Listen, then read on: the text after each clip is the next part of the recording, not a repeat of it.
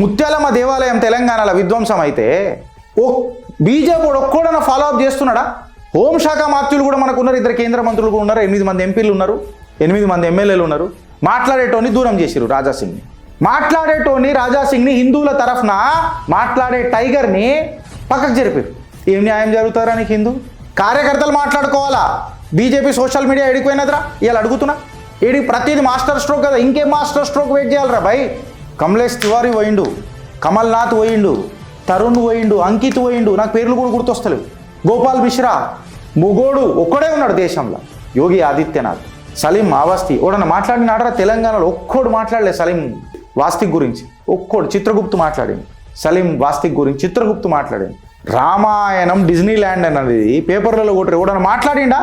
National ఏ మీడియాలో మాట్లాడలే, చిత్రగుప్తు మాట్లాడింది. It is not because of Yogi Adityanath, it is because we're connected to our roots. కట్టర్ రూట్స్కి కనెక్ట్ అయి ఉన్నాం. పార్టీల గాత్ ఇట్లానే ఉంటాం ఇక ఇప్పటి నుంచి. ఉంటాం పీక్తాం. మా పీకుడు కానీ మా మీద దాడి చేసింది మావోడే కదా. మహిళా మోర్చా భారతీయ జనతా పార్టీ అనే ట్యాగ్ వేసుకొని వచ్చిరుగా.